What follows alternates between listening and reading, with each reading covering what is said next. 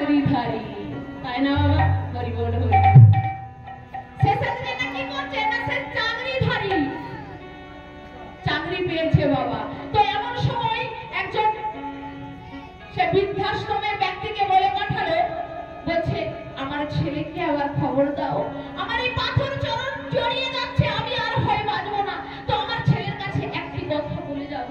এমন সময় সেখানে ছেলেকে ডাক দেওয়া হলো, ছেলে ছুটে এলো, এসবার পর মা বলছে, ওরে বাবা তুই তো আমার জন্য অনেক করেছিস।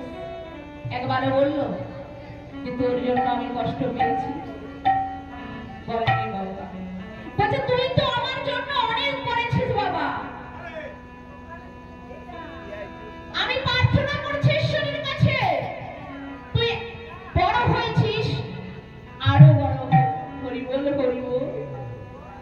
তবে আমার একটা কথা শুনবি বাবা, এই বৃদ্ধাশ্রমে অনেক গরম বাবা,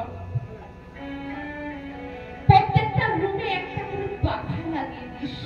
কেন জানিস? আমি যেমন বৃদ্ধ হয়েছি, তুই দুদিনে পরে বৃদ্ধ হবি। বলছে আমি যেমন বৃদ্ধ হয়েছি বাবা, তুই দুদিন পরে বৃদ্ধ হবি। আর এই যে বৃদ্ধাশ্রমে পাখা নেই বাবা, তুই তো এসিতে বসে থাকিস,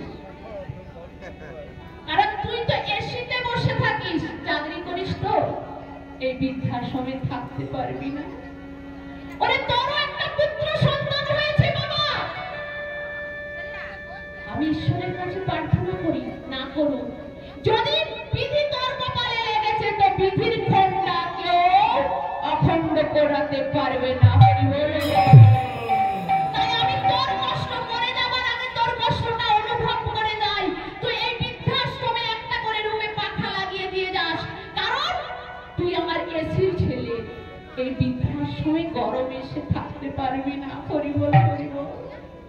কারণ তুই যখন বৃদ্ধ হবি, তোর ছেলে যখন তোকে বৃদ্ধাশ্রমে রেখে যাবে মাগো, তখন এই গরমটা তুই সহ্য করতে পারবি না। হরি বল হরি বল হরি বল।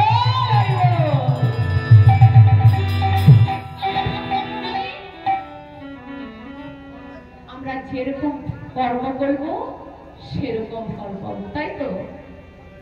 তাহলে আমার বাড়ি, আমার গাড়ি, আমার ছেলে, আমার মেয়ে, আমরা যে আমার আমার করছি, আমার কিছুই নয়।